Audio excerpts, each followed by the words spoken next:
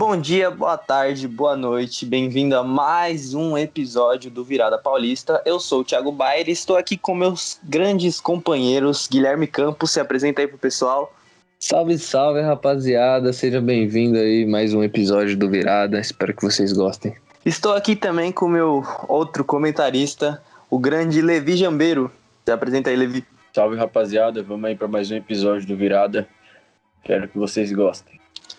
Mas antes da gente passar aí para fazer nossos comentários sobre a 7ª rodada do Brasileirão, a gente não pode esquecer do nosso quadro Virada Indica. Levi, aproveitando aí, o que você tem para indicar pra gente hoje? Vou indicar uma série no Netflix que eu dei uma chance e estou gostando bastante. Quem Matou Sarah. Estou no começo da 2ª temporada e nosso amigo Lucas Gama aí já indicou essa série numa participação dele no nosso podcast, mas eu vou indicar a 2ª temporada, que até então parece ser muito boa. Então quem não conferiu ainda, só conferiu a 1ª temporada, dê uma olhada lá porque a série é muito boa. Então já sabe, né? Já tem aquela série aí pra você maratonar no meio da semana aí. E você, Campos, o que você traz de indicação pro pessoal? Depois de muito tempo que eu não falo de basquete, hoje vou falar de novo. Bom, vou indicar pra vocês um podcast de basquete para quem gosta de saber mais sobre as coisas, sobre as rodadas e tal, de um jeito irreverente, bem divertido. Pessoal do Bola Presa, tem no YouTube, tem no Spotify e no seu agregador de podcast favorito. Inclusive eu roubei essa frase deles, não só essa frase, muitas coisas a gente acaba copiando deles porque eles são realmente referência. Então se você gosta de basquete, gosta de um papo descontraído, um papo legal, vai lá com o pessoal do Bola Presa que eles são muito bons. Bom, galera, e depois da indicação aí do pessoal, o Campos mais uma vez indicando a coisa de basquete, mas faz parte da nossa cota de NBA aí. Vou indicar aqui uma coisa bem importante. Hoje a gente está gravando na segunda-feira, dia 28/6/2021, que é o dia que simboliza aí o orgulho da população LGBTQIA+. É um dia que representa toda a luta dessas pessoas aí para um mundo mais justo, um mundo mais tolerante, aí, com pessoas que respeitem mais a individualidade dos outros. Então a gente tem que reforçar isso aqui sempre. Respeitem os outros, respeitem a vida das outras pessoas. Então é isso aí que eu tenho pra falar. Os clubes já fizeram grandes manifestações aí. Teve aquela foto bem icônica do Cano segurando a bandeira do LGBTQIA+, né, o arco-íris, o símbolo dessa luta. Então fica aí essa reflexão pro pessoal. E vamos tocar nossa vinheta antes de ir pro episódio. Toca aí, editor. Bom, e vamos começar falando do Corinthians, né? O Coringão aí que foi até o Rio de Janeiro, no estádio do Vasco, né? Estádio de São Januário, para enfrentar o Fluminense. E todo mundo já esperava que seria um jogo difícil, né? Muito pelas condições atuais do Corinthians, mas foi um jogo que até surpreendeu positivamente no início e depois negativamente no final. E eu queria começar com o Campos. Campos, quais são as impressões que você traz aí sobre o jogo? Então, a gente viu uma equipe do Corinthians que começou bem, né? Começou atacando ali, pressionando a equipe do Fluminense, que é uma equipe que tem uma postura mais defensiva. A gente vê ali como o Vitinho tá dando dinamismo diferente para esse meio-campo do Corinthians. E a gente vê também uma jogada que já tá virando característica do Corinthians, que é o pênalti, né? Em cima do Gustavo Mosquito. O cara vai ali pra cima do zagueiro com muita velocidade e já virou uma arma do Corinthians aí, essa cavada de pênalti aí do Gustavo Silva.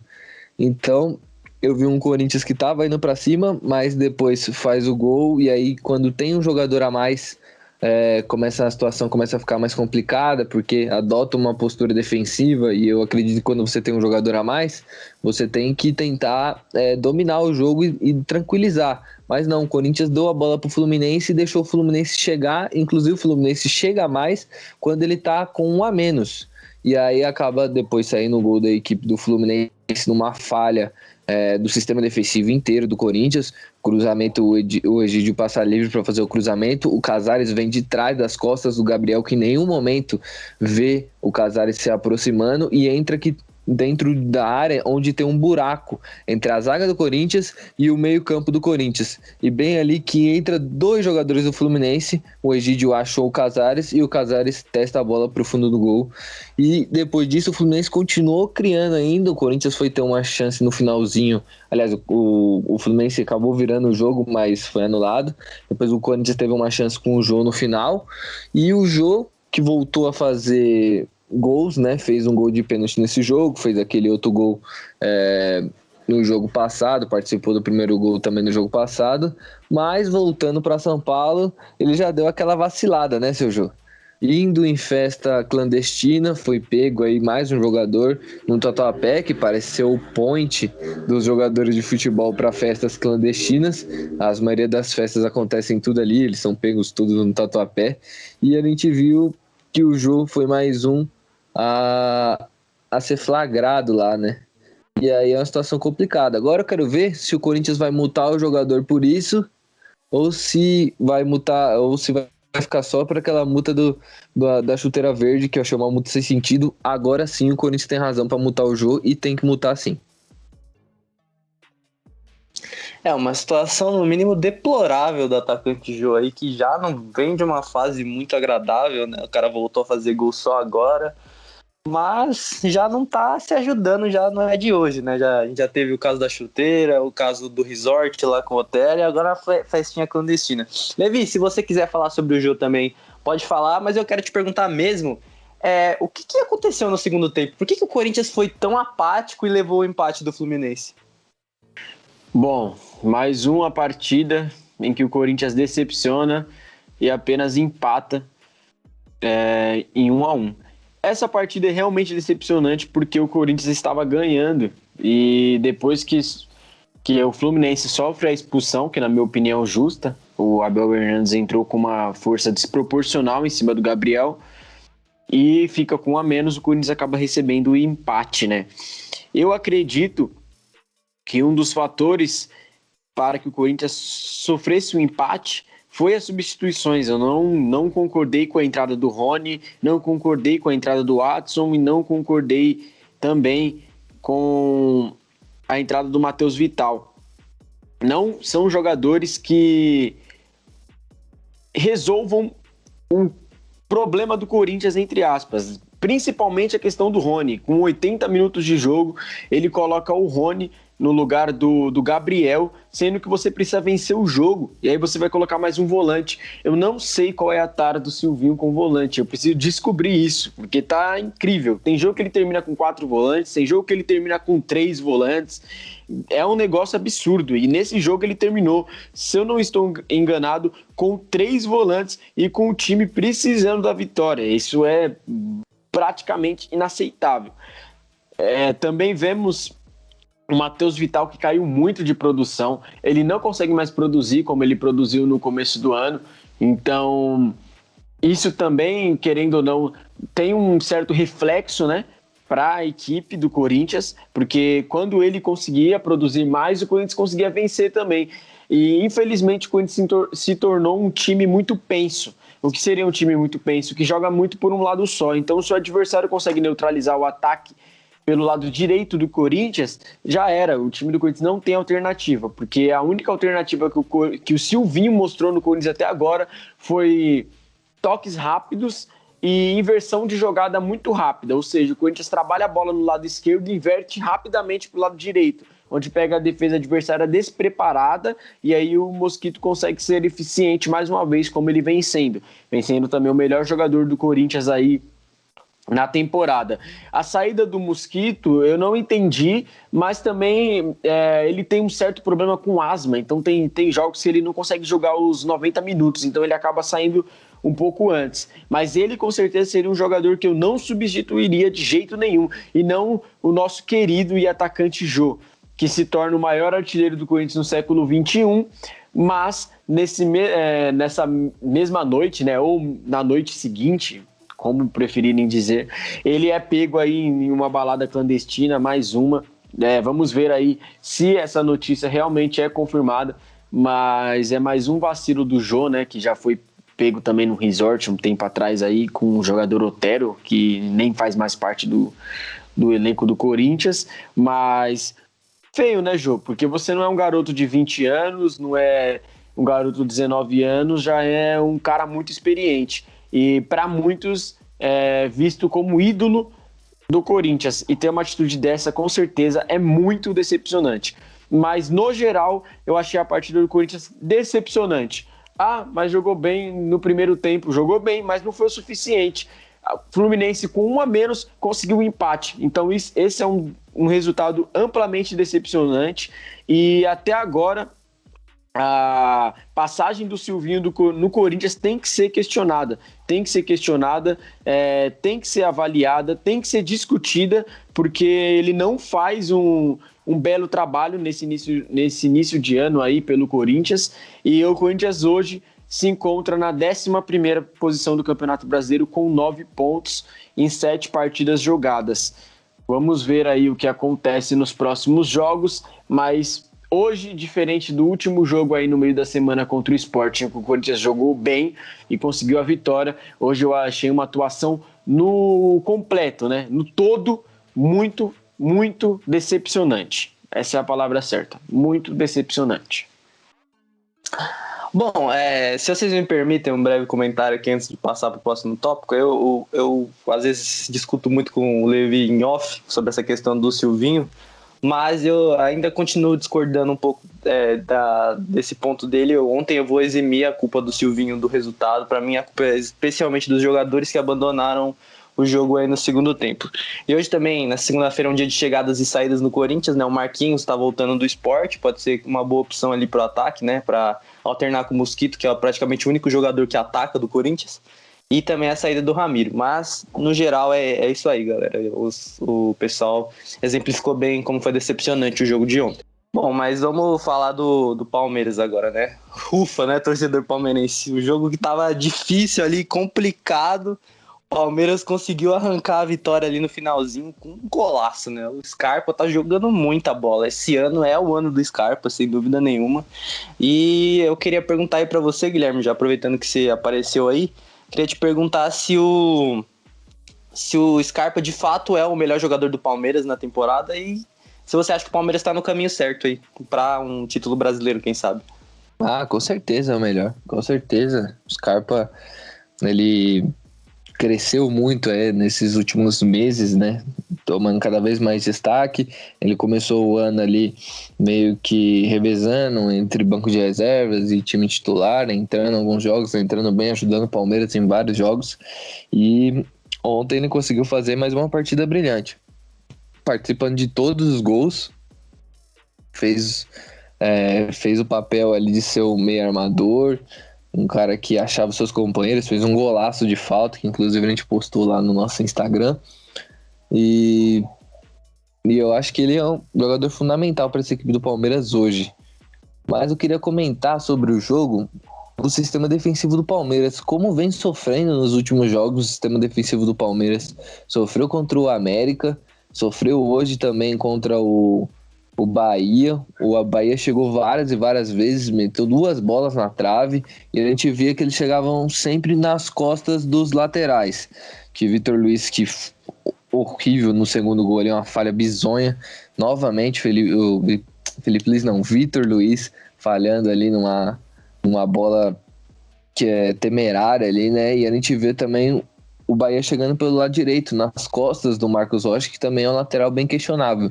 Então a gente tem esse lado a ser ressaltado do lado ofensivo do Palmeiras, que ontem funcionou e fez a equipe do Palmeiras sair com a vitória, porque o lado defensivo foi trágico. E você, Levi, o que você achou dessa vitória do Palmeiras, assim, mesmo suada? Você acha que é uma vitória que dá confiança pro time buscar aí, quem sabe, um título brasileiro, uma primeira colocação ali? Primeiramente, o jogador meio-campista Gustavo Scarpa deve ser exaltado. Então, Gustavo Scarpa na temporada, 28 jogos, 5 gols e 14 assistências. 14 assistências. É simplesmente absurdo. 19 participações diretas em gols, uma participação a cada 91 minutos em campo. Primeiro do Brasileirão em assistências e primeiro do Brasileirão em participações em gols. Responsável por 45% dos gols do Palmeiras enquanto esteve em campo. Fundamental. Então, Gustavo Scarpa é o melhor jogador do Palmeiras na temporada e, quiçá, é o melhor jogador da temporada do futebol brasileiro. Ele está na briga. Tá certo que começou agora, mas ele com certeza está na briga. Gustavo Scarpa vem jogando muita bola, muita bola. Ontem ele foi destaque do Palmeiras no jogo, com um gol e uma assistência, um golaço, diga-se de passagem. E ele também foi o destaque SofaScore com 8.5 de nota aí, absurdo, mais uma partida do Gustavo Scarpa. Quanto ao Palmeiras, eu acredito que o Palmeiras ele vai brigar por coisas maiores nesse Campeonato Brasileiro, até porque o elenco do Palmeiras, apesar do Abel pedir mais esforço, já é um elenco muito forte, muito acima de muitos times aqui no Brasil. Então, com certeza, o Palmeiras vai brigar. A vitória leva o Palmeiras ao 3º lugar com 13 pontos. Então, o Palmeiras ele fica bem confortável ali na tabela de classificação, fica com a mesma quantidade de pontos do Atlético Paranaense, que é o segundo, porém tem um jogo a menos, e um ponto de diferença do Bragantino, que é o primeiro, mas também tem um jogo a menos. Mas o Palmeiras fica confortável ali na 3ª posição. Acredito que conforme o brasileiro for rodando, o Palmeiras ele vai brigar pelo título, principalmente se ele conseguir se manter ali em 4º, 3º, nessa época assim que tem jogos atrás de jogos, né, uma maratona pesada, para quando chegar mais no fim, que o elenco do Palmeiras fará diferença, porque o Palmeiras é um time que tem mais elenco, aí é onde o Palmeiras vai mostrar realmente a força dele no campeonato, porque o Atlético Paranaense e Bragantino e outros que estão ali na cola do Palmeiras no campeonato, eles não têm um elenco tão fortificado, então a tendência é que eles caem no campeonato, né? Em relação, mais uma vez, ao Palmeiras, agora ele vai ter uma pedreira, né? Nessa 8ª rodada do Campeonato Brasileiro, o Palmeiras vai visitar o Internacional no Beira-Rio.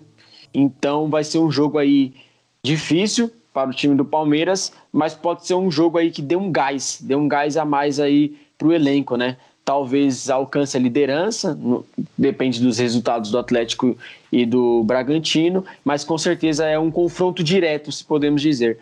Também é bom ver o destaque do Breno Lopes aí, que nos últimos jogos tem entrado, ou às vezes começado titular também, e tem colaborado com gols, né? Então é importante aí, já que o Breno Lopes foi o autor do gol mais importante do Palmeiras no século XXI aí, foi o gol da final da Libertadores contra o Santos, e um belo gol de cabeça, diga-se de passagem.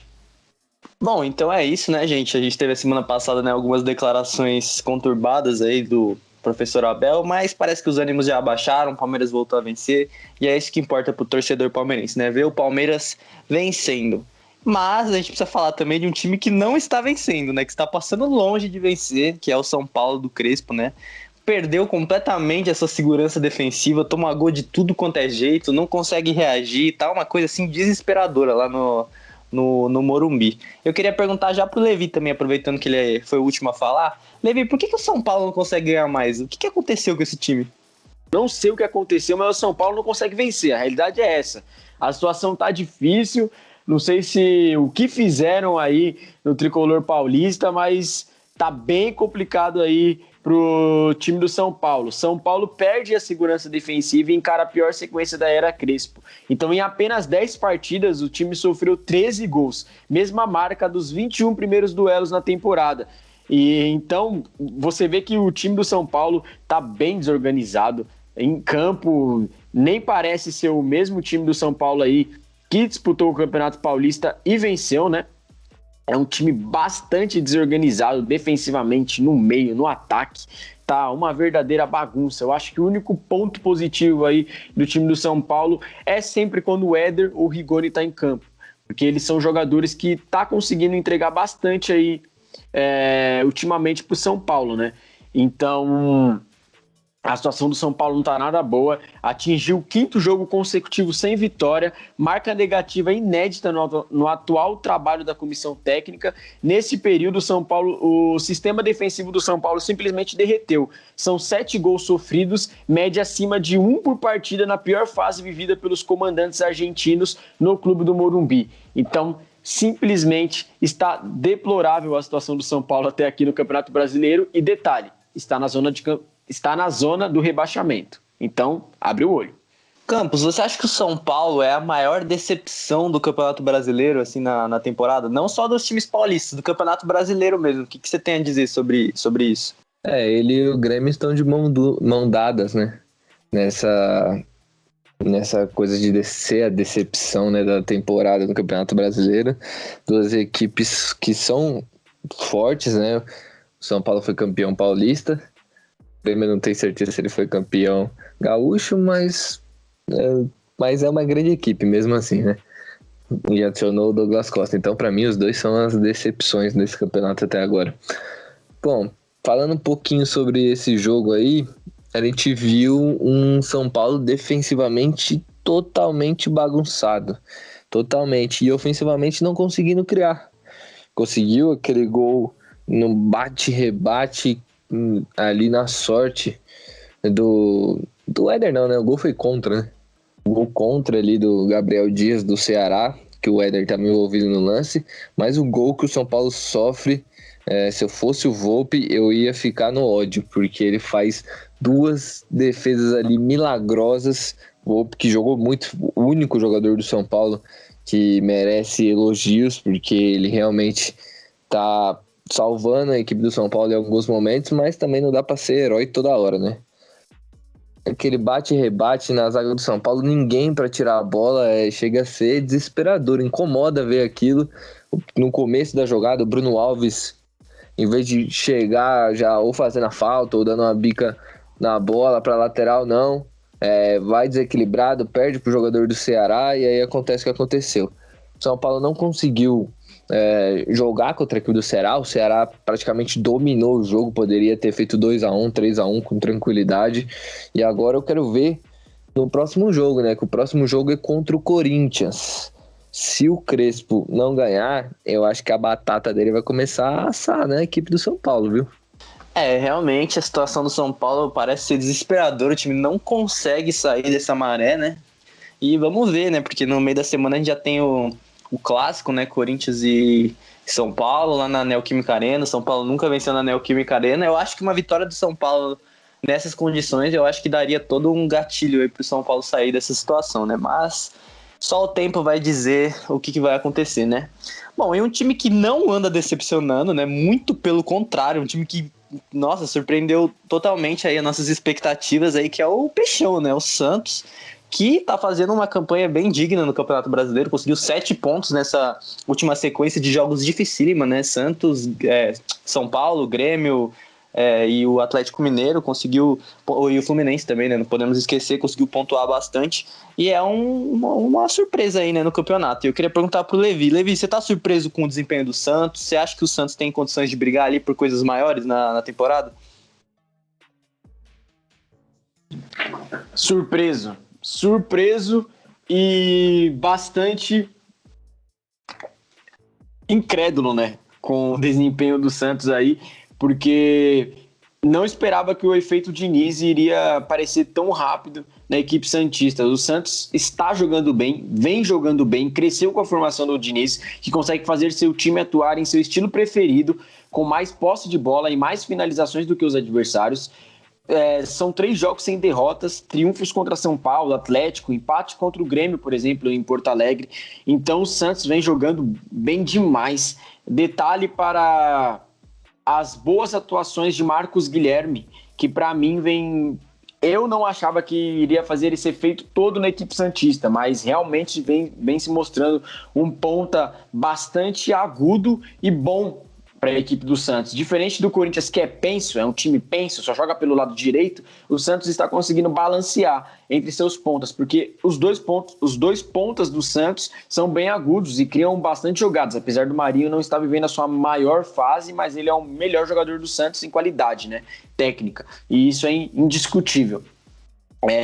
Boa atuação do Jean Mota também, foi destaque aqui no SofaScore com 7.9, então foi uma boa atuação do Jean Mota e ótima atuação do Marcos Guilherme com 7.9 também pelo SofaScore. Eu destaco o Marcos Guilherme, melhor jogador do Santos neste jogo. Ele iniciou a jogada do golaço, né, que foi feito pelo Jean Mota, acionando o Caio Jorge, que falou pro Jean Mota acertar aonde a coruja dorme, e o segundo gol que simplesmente, não sei se foi bem um contra-ataque, né? O zagueiro desviou ali de cabeça, o Marcos Guilherme ganhou a bola ali no meio campo, passou pro Matos, o Matos correu parecendo o Usain Bolt e rolou lá pro Marcos Guilherme fazer o gol. Então o Santos vem jogando bem, eu acho que a torcida santista tem que estar tranquilo em relação ao desempenho da equipe, talvez tenha que estar preocupado um pouco, porque Luan Pérez aparentemente irá sair do time santista, então é mais uma perda para a equipe aí da Baixada Santista. De resto, o Santos vem jogando bem, vem impressionando, né? E com certeza irá mirar voos maiores nesse Campeonato Brasileiro. E na próxima rodada, o Santos vai voltar a jogar na Vila e recebe o Sport na quarta-feira. Realmente, assim, foi uma atuação muito, muito boa do Santos ontem com o Atlético Mineiro. Foi realmente impressionante ali. O Diniz, ele conseguiu dar uma cara para esse time do Santos muito rápido, né? Um time que melhorou bastante ali desde a saída do Ariel Roland. Eu queria perguntar pro Campos aí, Campos, o que você achou do jogo e o que você espera do Santos também, né? Eu já fiz essa pergunta pro Levi, mas eu vou te fazer uma pergunta mais direcionada. O Santos ainda tá na Copa do Brasil e na Sul-Americana. Você acha que dá para buscar algum campeonato desse aí, com esse futebol? Bom, ressaltar aí a partida do Marcos Guilherme. Que partida, um jogador que se movimenta pra caramba, né? O Cachau aí, como a torcida do Santos tá chamando ele, de Relâmpago Marquinhos. Cara que realmente é uma grata surpresa aí nessa equipe do Santos. E a gente viu também um jogo onde o Luan Pérez foi muito bem, o Jean Mota. E a gente viu também que essa equipe do Santos, ela precisa de um volante, um primeiro volante que saiba sair tocando. Então, ou seja, não dá mais para Alisson entrar nesse time porque ele não tem essa qualidade no passe. Um volante extremamente marcador não é o que esse esquema do Diniz pede.